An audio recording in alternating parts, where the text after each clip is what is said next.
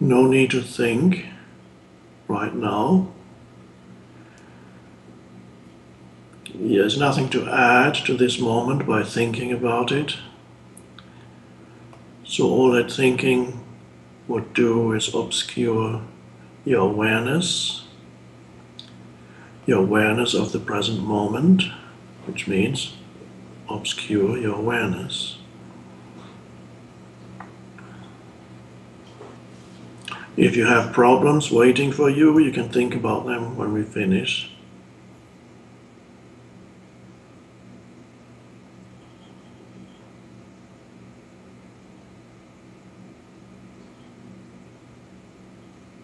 And even then, I would suggest and recommend that you set aside brief periods when you think about your so-called problems, if they are real.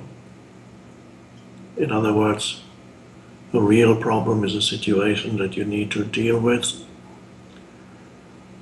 either right now, in the moment when it arises, in which case it's not a problem, it's a challenge, or something that tomorrow you may have to do, or next week, or next month, and you may have to think about what you're going to do to the extent to which it's possible to plan, and set aside a period of time when you do that.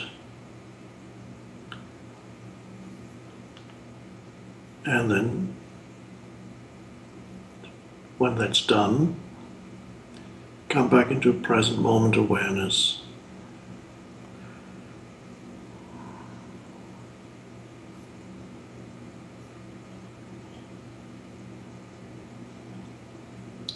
So the worst fate is for your mind to be occupied continuously with past and future.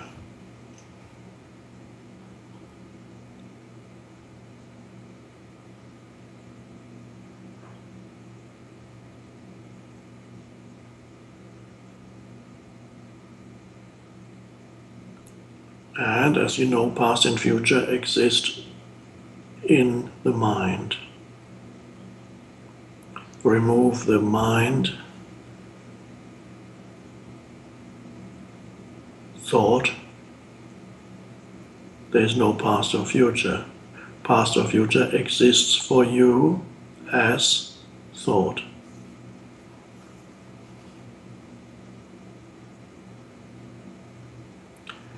It's indispensable for dealing with the practical aspects of life, but it's a huge obstacle for going deeper within yourself, deeper into reality, a huge obstacle to finding that state of connectedness with that deeper reality, a huge obstacle to knowing who you are.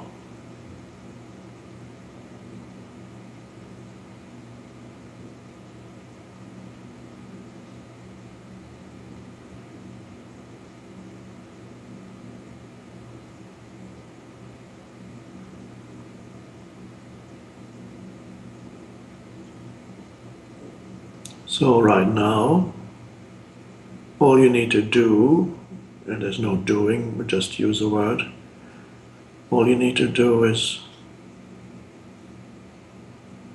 look at the image on the screen, listen to the words, which are all pointers, signposts.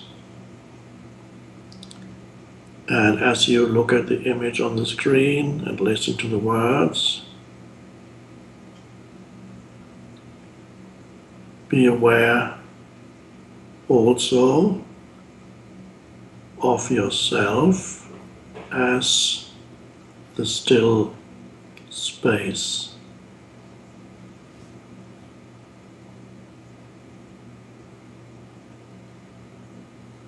The still presence.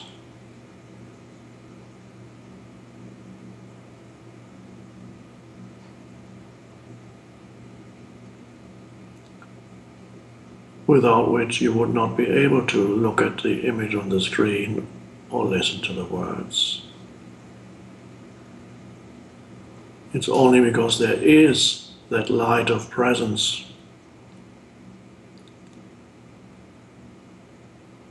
that receives the sense perception of seeing and hearing that there can be seeing and hearing.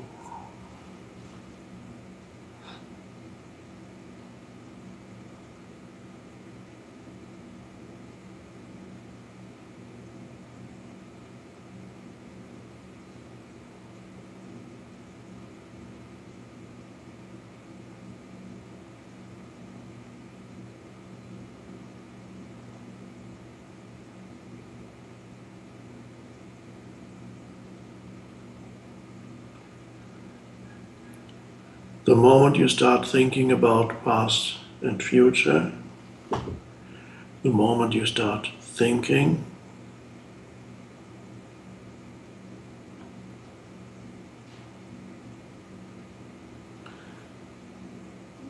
some of your consciousness incarnates into form.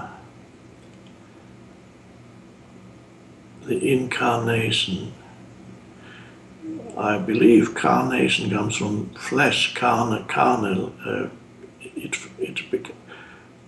The word incarnation is to become form, to become physical form. But it's not necessarily physical. You become a psychological form. Every thought is that. So some of the consciousness incarnates into mental formations.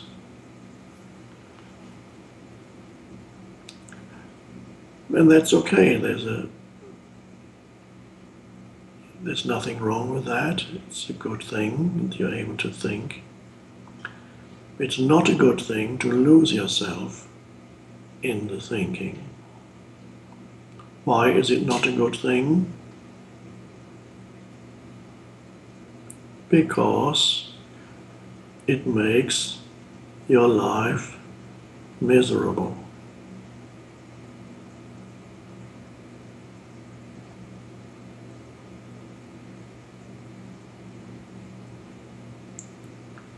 And if you make your life miserable,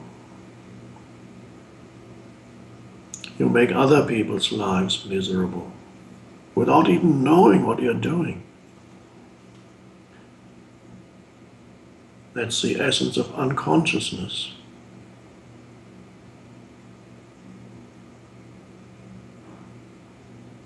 The really unconscious people, which is still millions, billions on the planet,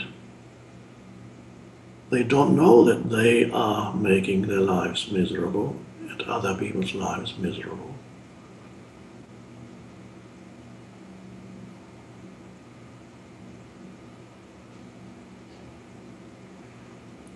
Or as somebody once put it, they know not what they do.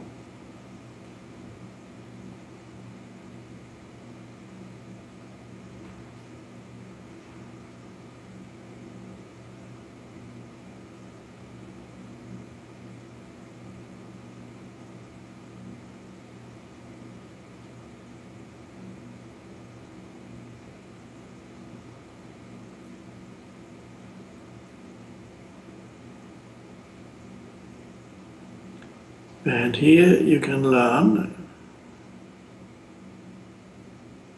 to become comfortable with the beautiful, let's call it state, it's not a state, the beautiful state of not thinking. Become familiar with that.